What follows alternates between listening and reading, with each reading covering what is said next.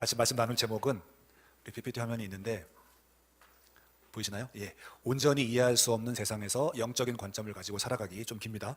온전히 이해할 수 없는 세상에서 영적인 관점을 가지고 살아가기. 목소리가 좀 작은데 죄송합니다. 괜찮죠? 예, 저는 중동에 살면서 한 지금 18년째 되고 있는데요. 시리아 요르단을 거쳐서 지금 이집트에서 살고 있습니다.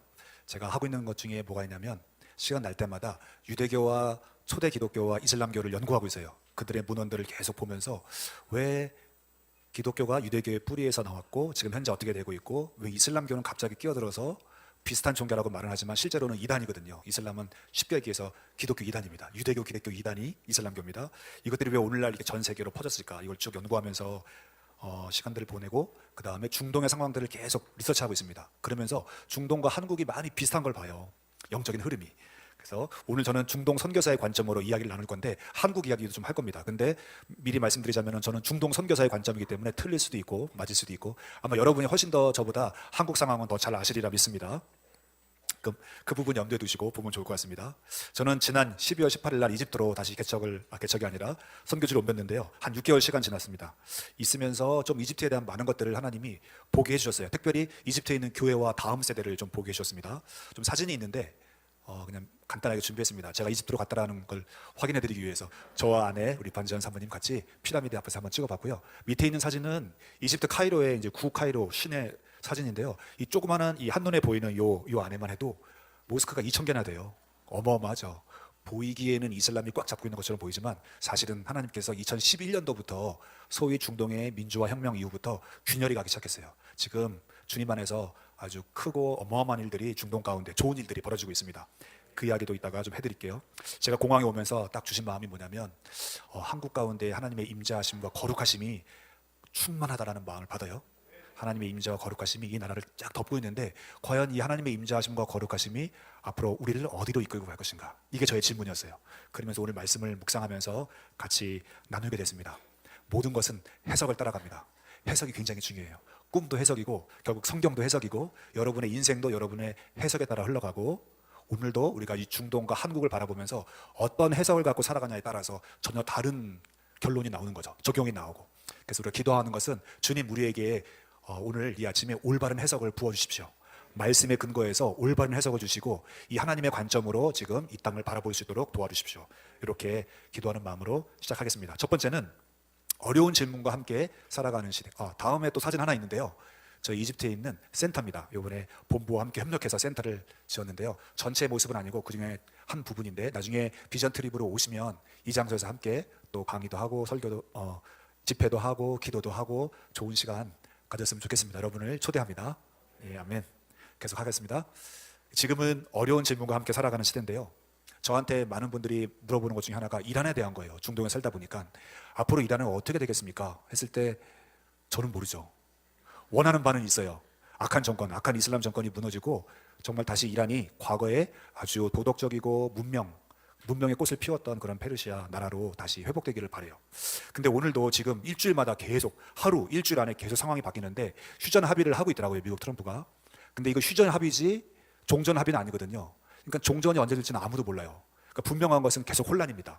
그러니까는 합의를 해도 혼란이고 안 해도 혼란이고 종전을 해도 혼란이고 안 해도 혼란이고 우리가 원하는 악한 정권이 무너져도 새로운 나라가 세워지기까지는 수많은 혼란의 시간이 통과해야 되고 그렇다고 악한 정권이 그대로 있으면 더 큰 혼란이고 그래서 이 마지막 때는요 더욱더 혼란한 사회 예측 불가능한 사회가 바로 이 마지막 때의 사인과 징조 중에 하나예요.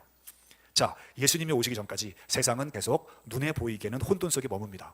자, 그렇다면 우리는 어떻게 살아야 될까요? 그냥 혼란스러운 세상에서 길을 잃으며 살까요? 아니죠. 우리는 분명한 말씀의 지표와 성령님의 인도하심으로 현재 지금 하나님께서 원하시는 것이 무엇인지를 알고 뚫고 나가야 됩니다. 아멘. 자, 그래서 유대 문헌에는요 어떻게 이 세상을 표현하냐면 지금은 결혼 궁전 앞에 있는 복도의 시대다 이렇게 표현을 해요. 결혼 궁전은 뭐냐면 예수님께서 메시아가 오셔서 신부된 교회와 준비된 교회와 연합하고 결혼식하는 마지막 때 요한계시록의 그림 그게 바로 결혼식 궁전이고 지금은 아직 그 궁전이 열리지 않았어요. 마치 그 궁전 앞에 있는 복도처럼 결혼식장에 가면 복도가 아주 시끄럽잖아요. 옷 매무새 만지고 또 돈 내고 아는 사람 막 인사하고 얼마나 복잡해요. 애들 막 울고. 근데 딱 안에 들어가면은 분위기가 딱 정돈되면서 결혼식 쫙 이루어지잖아요. 그와 같은 비유로 지금 우리가 살고 있는 시대는 결혼식장 앞에 있는 복도와 같은 시대라는 거죠. 결국은 이 모든 혼란은요, 예수님이 오셔야 끝납니다. 그분의 이름은 평화의 왕, 샬롬의 왕이에요. 예수님이 오실 때에만 이 모든 혼란은 참 딱 끝날 수밖에 없어요. 그렇다면 그분이 오시기 전까지 아까도 얘기했지만 우리는 어떻게 살아야 될까요? 분명한 것은 성경에 어떤 이야기가 있냐면요, 이 위기의 시간은 뭔가 하나님의 신성한 계획이 작동하는 시간이에요. 눈에 보이기는 혼란스럽고 위기의 시간이지만 이 안에는 하나님의 신성한 이 땅을 향한 계획이 움직이고 있는 거죠. 오늘 결론은 뭐냐면, 결국 제가 오늘 여기서 딱 한 문장으로 결론을 내리고 싶은 건 뭐냐면, 이 위기의 때에 중동도 그렇고 한국도 그렇고 하나님이 원하시는 것은 거룩한 새로운 세대를 세우는 겁니다. 성경이 그거를 증명해주고 있어요. 뭐라고요? 거룩한 새로운 세대를 만드는 것이 하나님의 계획이에요. 지금 중동과 한국은 누가 봐도 혼란과 위기에 있습니다. 이 중동의 이 혼란을 제가 아주 간단하게 말씀드릴게요. 아주 2000년 역사를 아주 1분 안에, 2, 3분 안에. 자, 예수님이 오셔서 초대교회 때 부흥이 일어났습니다. 사도들에 의해서 복음이 전파됐고요. 그래서 특별히 이 부흥이 있던 5개 지역이 있는데, 하나는 예루살렘, 그 다음에 시리아 안디옥, 그 다음에 소아시아, 오늘날 터키죠. 거기에 콘스탄티노플, 오늘날 이스탄불이죠. 그 다음에 이집트의 알렉산드리아, 그 다음에 로마, 유럽의 로마가 이 5개 지역의 초대교회에 아주 부흥이 있던 지역이었어요. 근데 힘의 싸움을 하면서 분열이 일어났습니다. 서로 기독교와 기독교가 정치적인 싸움, 분열이 일어나서 그 틈을 타고 들어온 게 이슬람이에요. 특별히 이슬람이 예루살렘을 먹고 그 다음에 이집트를 먹으면서 북부아프리카와 유럽으로 쫙 퍼졌어요. 이집트가 교두보 역할을 했단 말이에요. 유럽과 아프리카의 딱 중심에 있거든요. 자, 이걸 보면서 우리가 하나 깨달을 수 있는 건 뭐냐면, 교회가 분열할 때 악이 틈타요. 그래서 우리는 예수 그리스도 안에서 이 하나됨을 힘써 지켜야 돼요. 분열할 때 악한 것이 들어옵니다. 그게 바로 이슬람. 처음에 이집트에 이슬람이 들어올 때 이집트 교회, 오늘날 kop틱교회라고 하는데요, 이 kop틱교회가 환영을 했어요. 처음에는 위장을 했죠. 좋은 것처럼 해서 우리를 해방시켜 줄 것처럼 왔는데, 나중에는 그 변장이었죠. 나중에는 본색을 드러내면서 많은 kop틱 기독교인을 죽이고 살해하고 박해하고 지금 1400년 동안 통치하고 있습니다. 근데 지난 2011년 소위 중동의 민주화 혁명이 일어난 이후에 그 균열이 가기 시작했어요. 지금 제2의 부흥이 중동 가운데 있습니다. 한국은요? 한국은 제가 더 짧게 얘기해 드릴게요. 아주 간단하죠. 제가 아까 1400년을 요약해 드렸는데 한국은 40년, 근대사만 딱 이해하면 돼요. 1980년, 90년, 2000, 2010, 20, 약 40년이 흘렀는데요. 1980년 제가 중고등학교 때인데, 그때 소위 한국에 그런 민주화 운동이 있었거든요. 제가 볼 땐 순수한 동기로 많은 대학생들이 움직였어요. 근데 항상 순수한 운동 뒤에는 그 운동을 등에 업고 권력을 쥐고자 하는 세력이 있어요. 그게 이슬람이랑 똑같아요. 이슬람과 제가 봤을 때 이 좌파 공산주의 영은 같은 뿌리입니다. 같은 사단의 작품이에요. 걸작품이에요. 이 40년 동안 80년대부터 20년간 세력을 키웠고요. 그 뒤에서 순수한 운동 뒤에서 세력을 키웠고, 2000년대부터 정치, 사회, 경제, 문화, 교육에 다 들어가서 오늘날 현재 한국은 그들의 영역 가운데 다 넘어왔어요. 40년 만에. 자, 많은 사람들이 여전히 속고 있고, 그렇지만 지금 이 다음 세대 친구들은요, 똑똑해요. 찾아봅니다. 뭐가 진실이 거짓 찾아보면서 그들이 진실을 알아내기 시작했어요. 이 세대가 지금 등장하기 시작했습니다. 이 세대를 저는 기대합니다. 그렇게 지금 중동과 한국도 어려운 시기로 가고 있지만 여기서 끝이 아닙니다. 아까 얘기했듯이 하나님은 새로운 세대를 준비하고 있어요. 이거는 성경의 이야기입니다. 자, 또 어떤 얘기가 있냐면은 탈무드에 보면, 유대 문헌에 보면요, 조상들의 삶은 현재 우리의 삶을 예표한다. 다시 한번, 조상들의 삶은 현재 우리의 삶을 예표한다. 이런 말이 있어요. 조상들의 삶이 누굴까요? 바로 성경에 있는 아브라함과 이삭, 야곱의 이야기, 모세의 이야기, 요셉의 이야기. 성경에 있는 믿음의 조상들의 이야기는요, 오늘날 우리의 이야기를 예표하는 예언적인 스토리라고 얘기하는 거예요. 오늘 제가 그 일부분을 따서 야곱의 이야기를 통하여서 우리가 지금 이 중동도 그렇고 한국도 그렇고 어떤 시기를 통과하고 있는지 여러분들에게 말씀드리도록 하겠습니다. 자, 이제 창세기 46장 1절부터 4절까지 말씀인데요. 자, 영적 하강을 딛고 영적 상승으로. 좀 말이 어렵죠?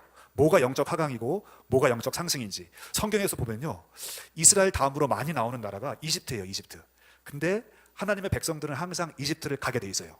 아브라함도 갔고, 이삭은 안 갔고, 특별한 인물이죠. 야곱도 갔고, 요셉도 있었고, 모세도 있었고, 나중에 신약에 와서 예수님도 이집트를 찍고 나왔어요.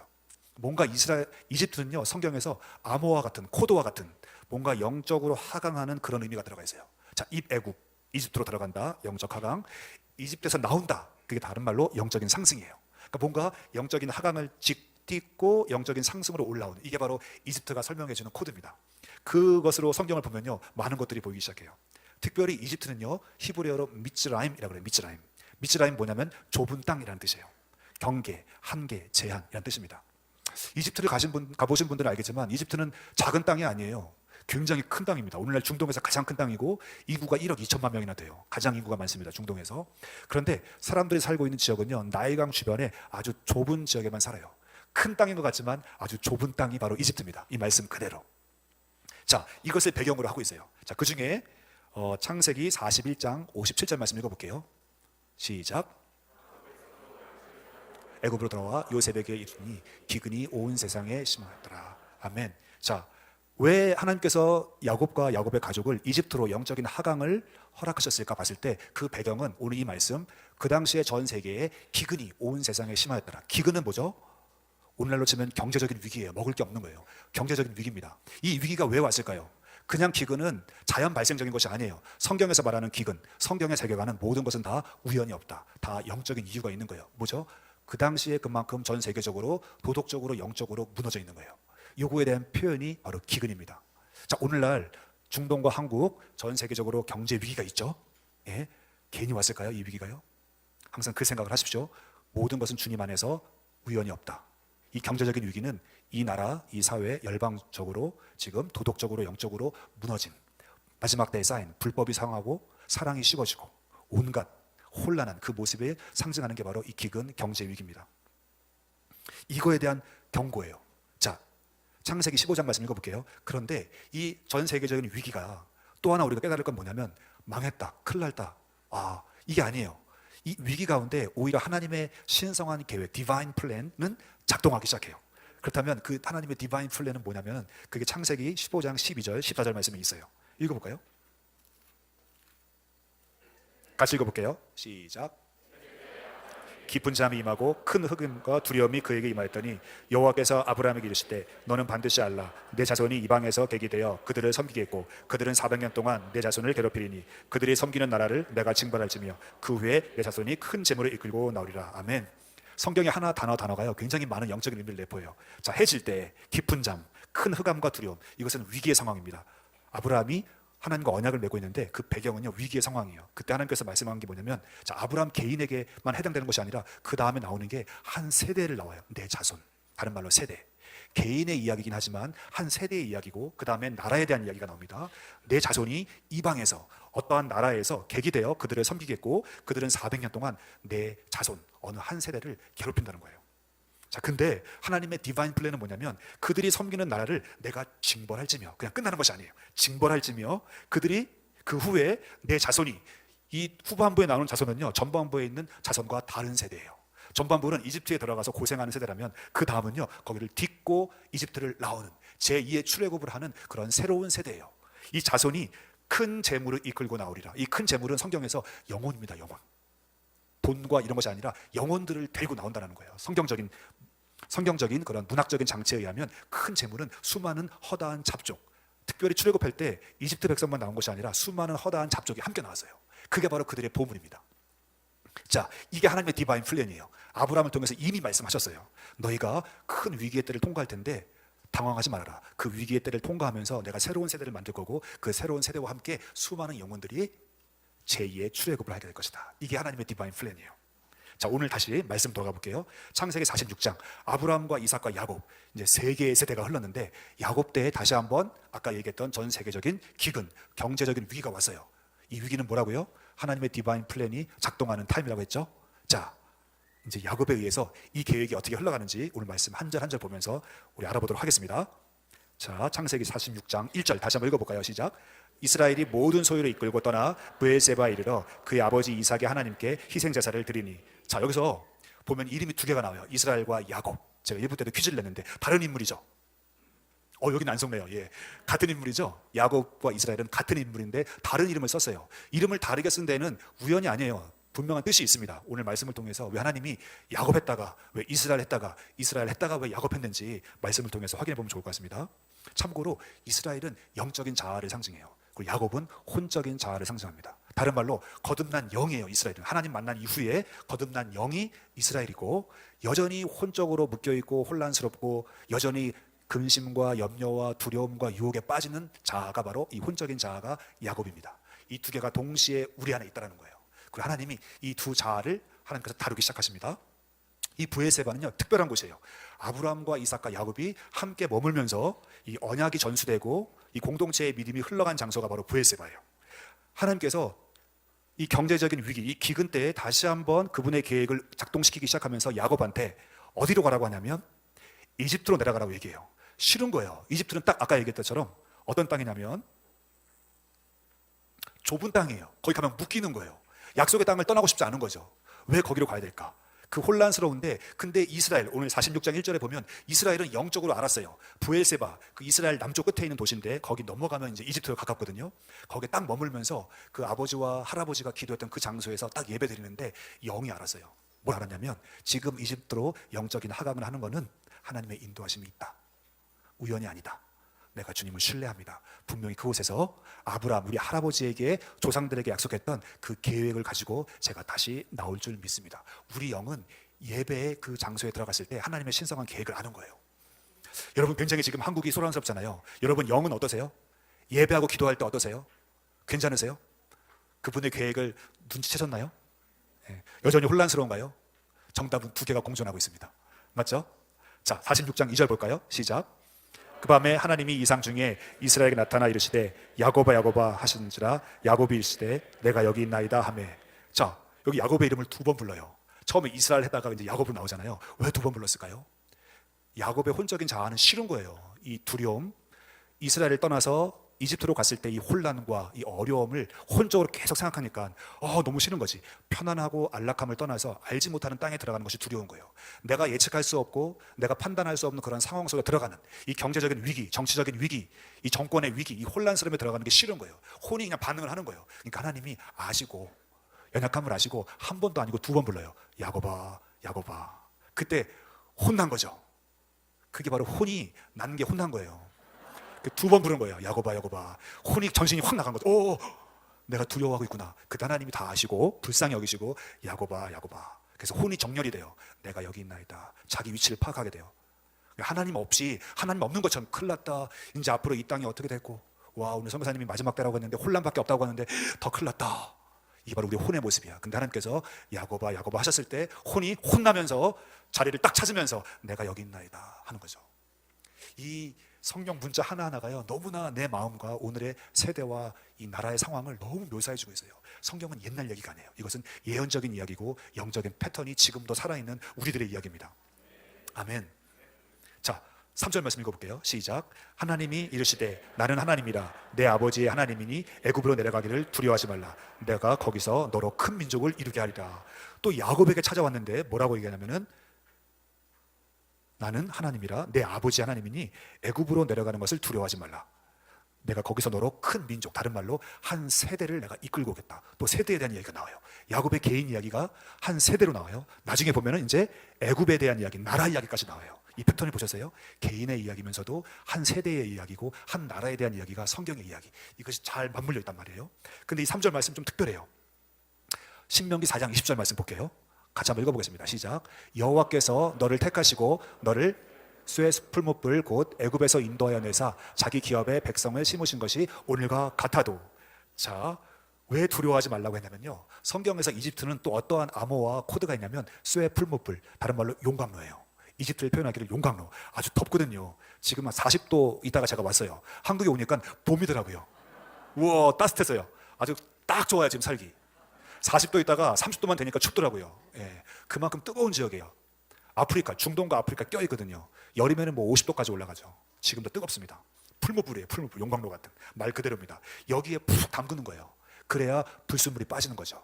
쇠를 용광로에 담갔을 때 불순물이 빠지면서 정결한 모습이 딱 나오는 거죠. 이게 하나님의 계획이었어요. 그래서 하나님이 아시기 때문에 두려워하지 말라는 거예요. 4절 말씀 읽어볼까요? 시작. 내가 너와 함께 애굽으로 내려가겠고 반드시 너를 인도하여 다시 올라올 것이며 요셉이 그의 손으로 내 눈을 감기리라 하셨더라. 아멘. 자, 이집트로 내려가는 것은 영적인 하강이라고 했어요. 영적인 하강에도 거룩한 목적이 있습니다. 거룩한 백성을 만드는 게 그분의 뜻이에요. 자, 근데 이 영적인 하강을 딛고 영적 상승으로 나와야 되는데 그거의 핵심은 바로 4절 말씀, 하나님의 임재와 인도하심이에요. 그냥 우리만 그 위기로 몰아넣으신 것이 아니에요. 오늘 말씀에 보면 뭐라고 나왔냐면, 내가 너와 함께 애굽으로 내려가겠고 반드시 너를 인도하여 다시 올라올 것이다. 야곱의 개인적인 이야기이기도 하고 세대에 대한 이야기이기도 하고 나라에 대한 이야기예요. 내가 반드시 너와 함께 내려가겠고 내가 너를 인도하여서 너와 함께 올라오리라.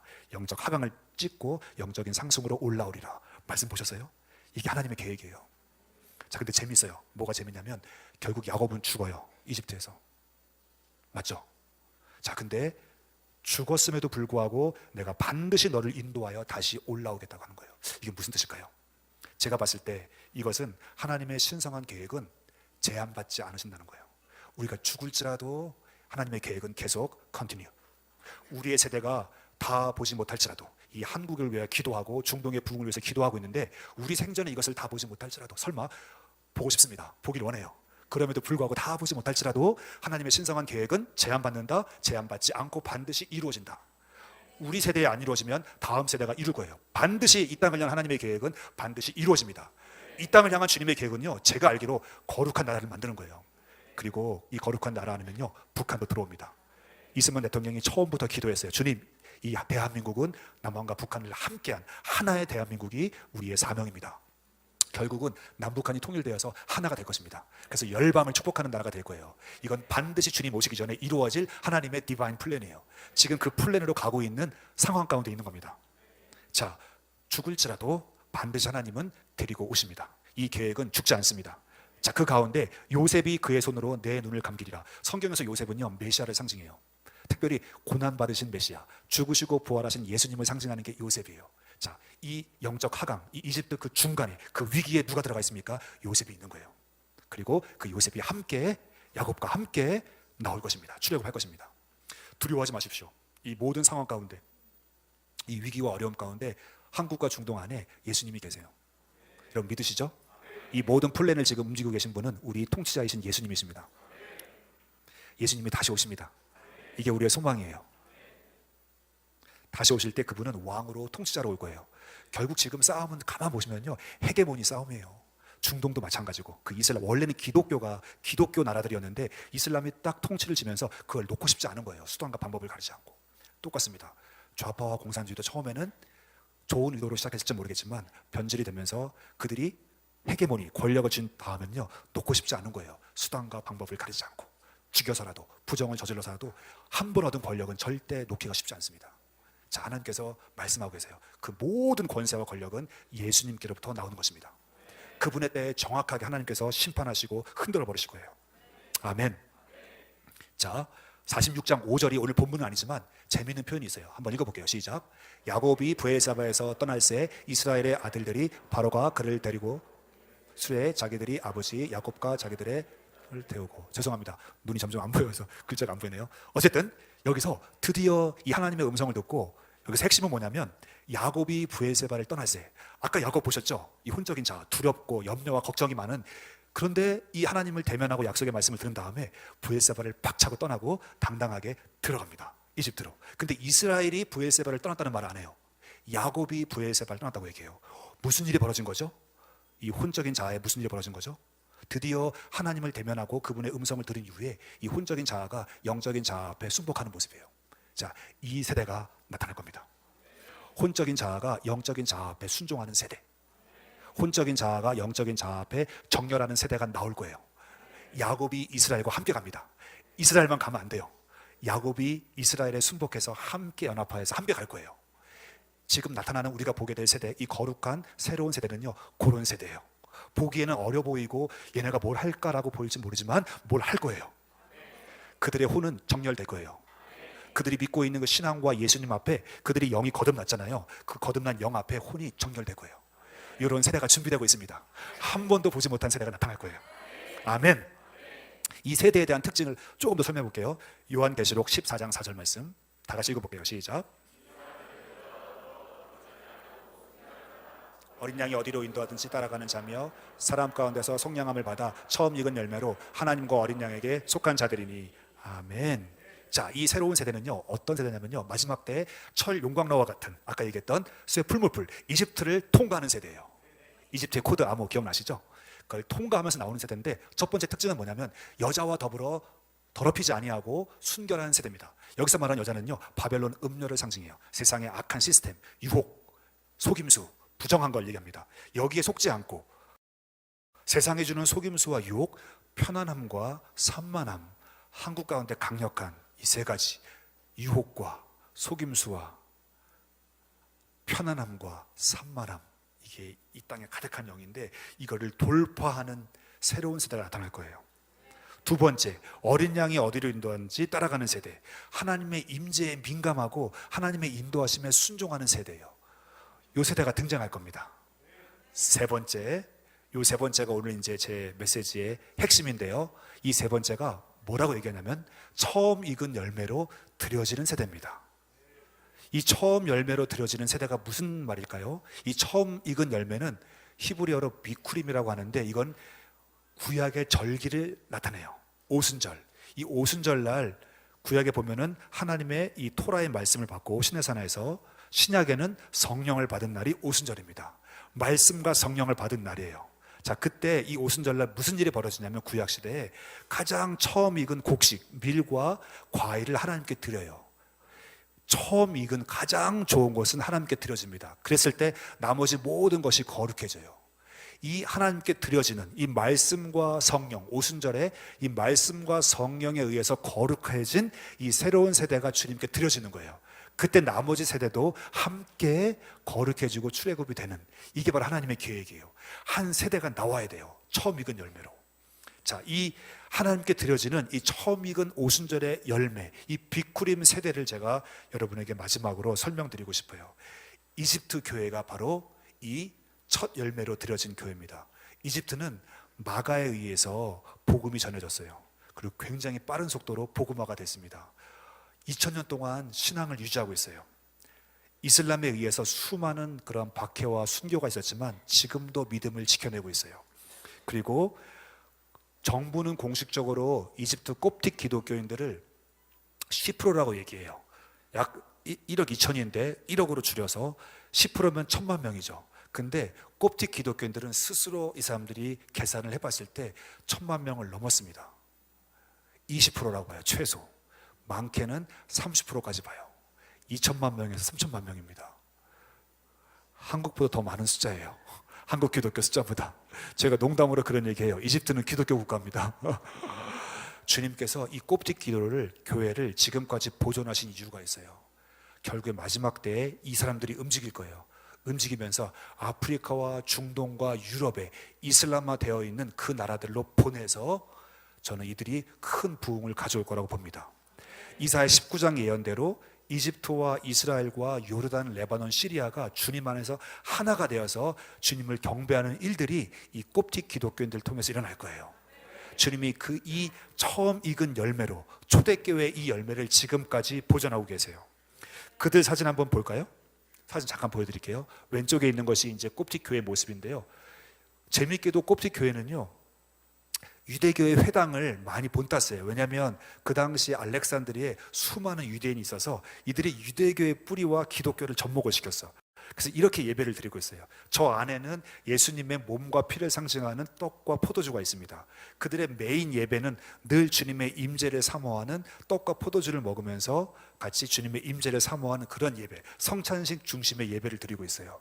자, 그 다음에 오른쪽 그림은 뭐냐면 그들의 수도사, 콥틱에는 수도사들이 있는데 모든 사제들, 저 앞에는 사제, 오늘날 목사님이죠. 전부 다 수도원 출신들이에요.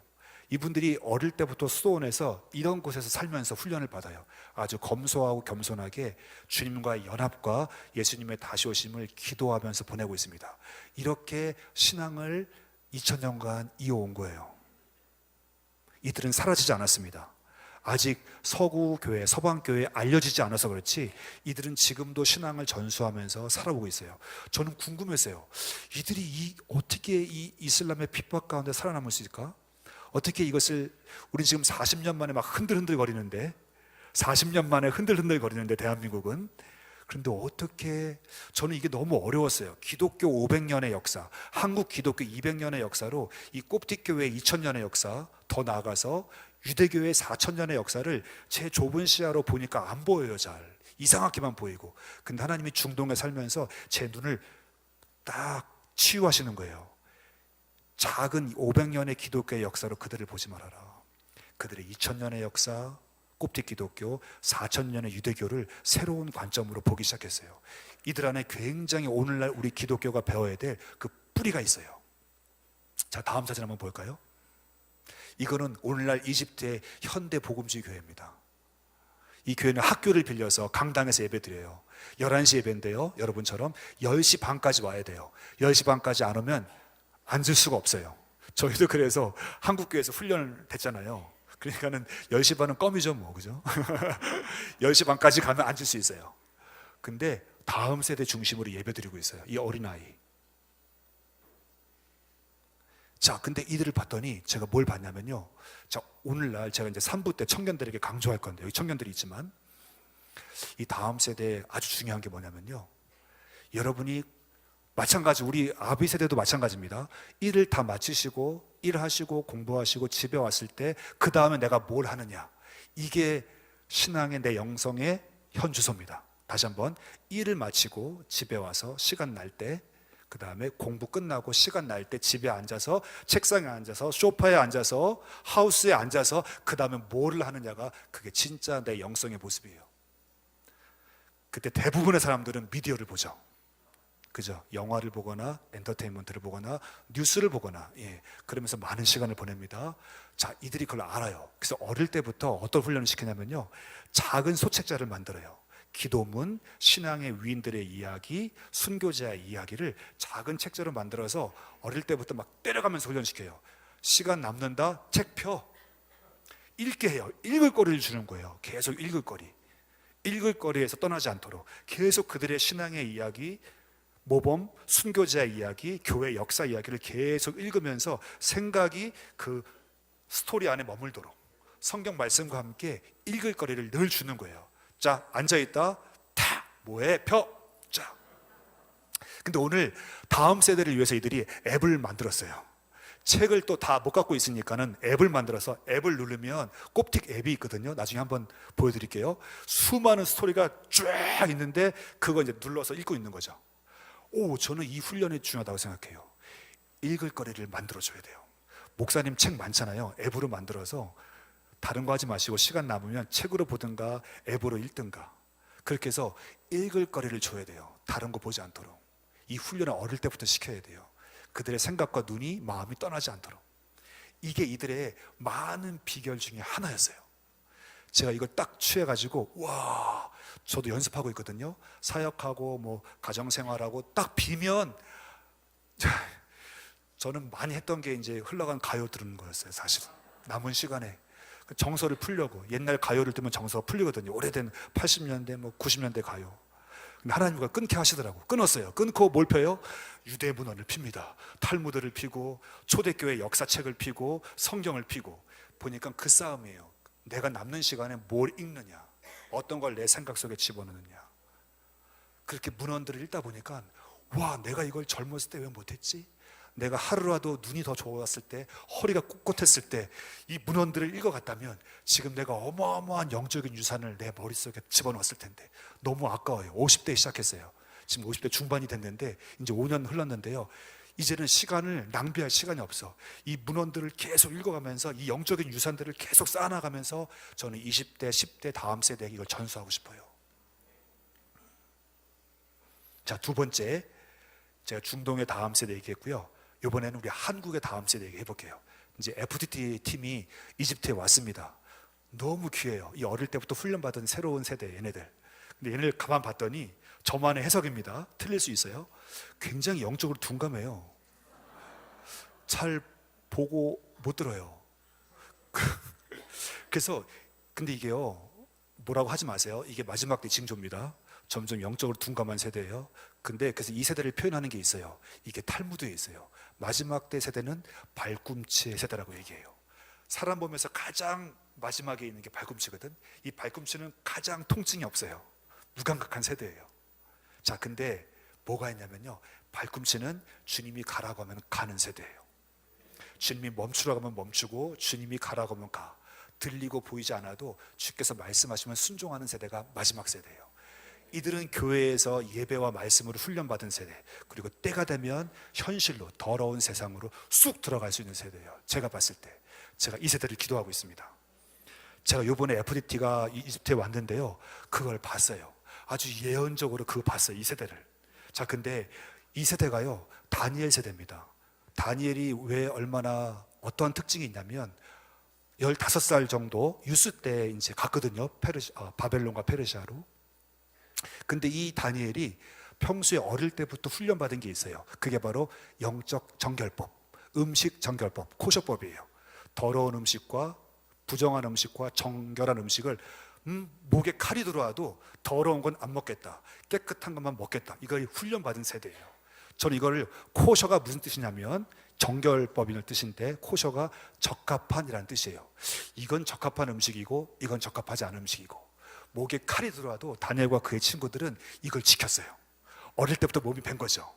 제가 이 세대를 보니까 영적인 건 둔감하지만 영적으로는 정결해요.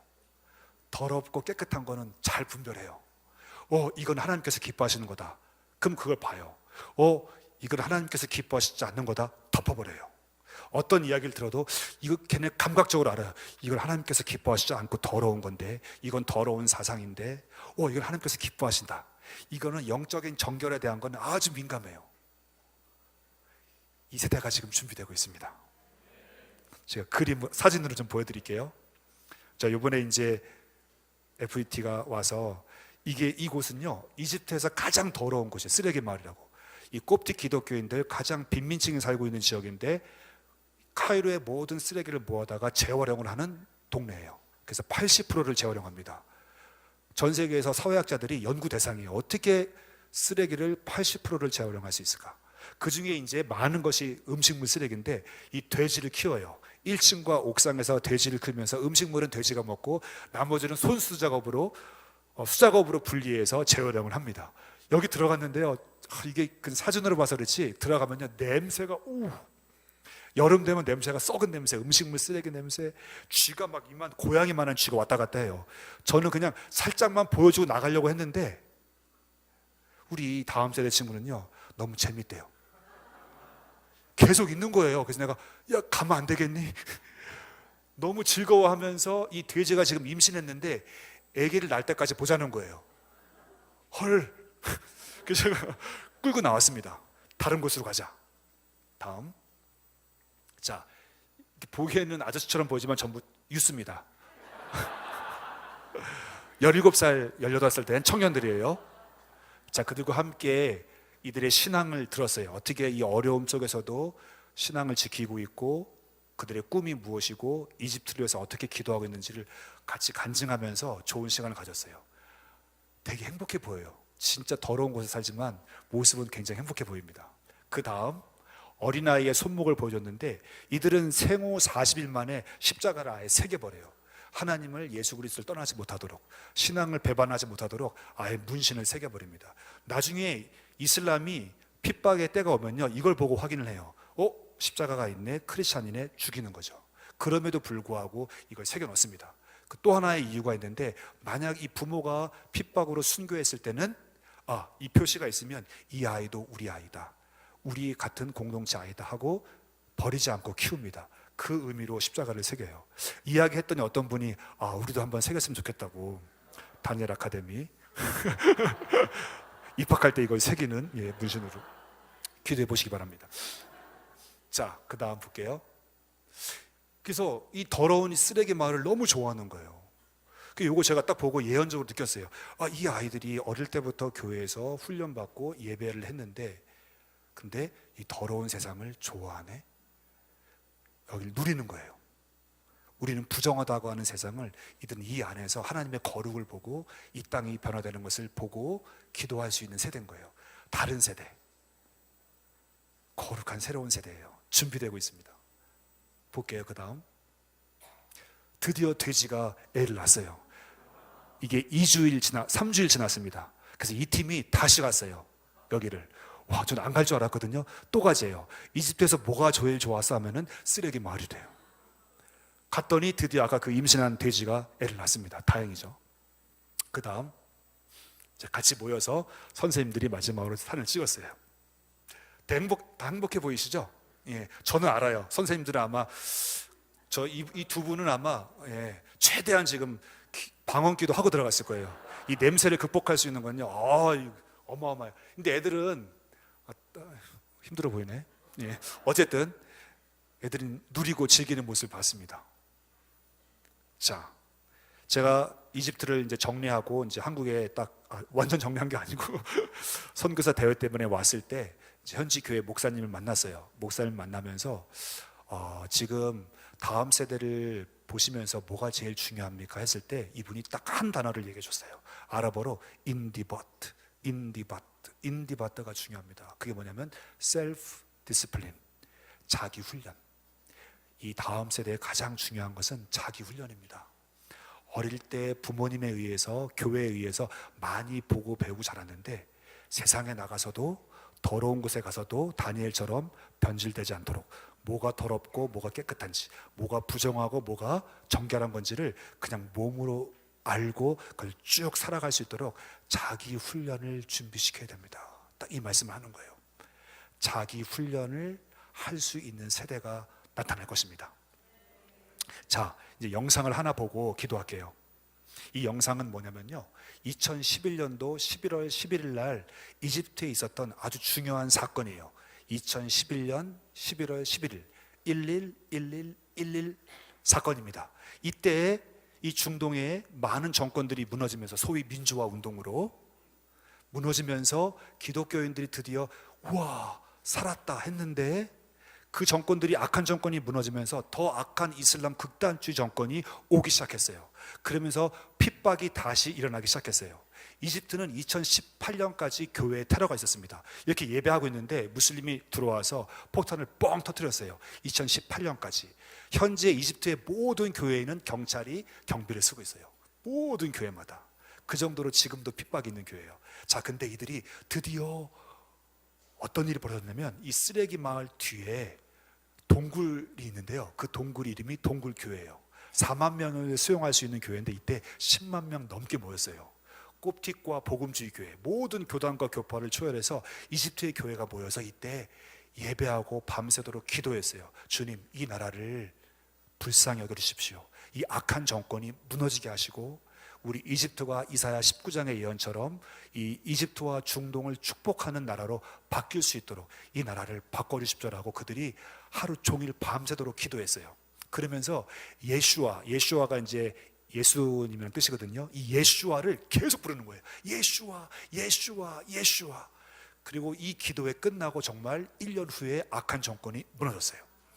그리고 콥틱 교회, 이 정교회 안에 밴드가 들어오기 시작했고요.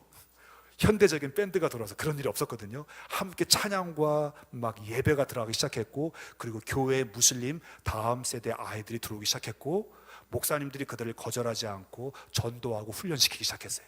이게 지금 이집트에서 일어나고 있는 일입니다. 그 영상을 한번 보여드릴게요.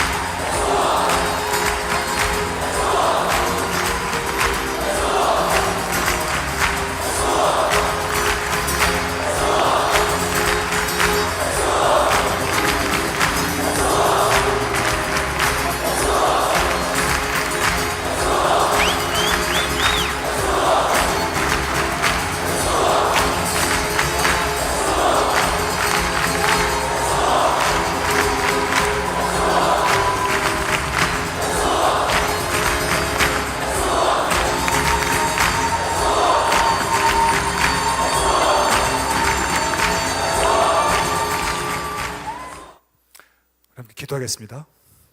여러분 믿겨지세요? 이슬람 국가 한복판에서 이렇게 많은 기독교인이 모여서 이슬람의 악한 정권이 무너지도록 기도한 이 사건은 아주 중요한 사건이었어요. 이 사건 전후로 이집트와 중동을 완전히 바뀌었습니다. 이 하룻밤의 기도회로. 우리 시간에 기도할 때 다 같이 자리에서 일어나셔서 불편하지 않으시다면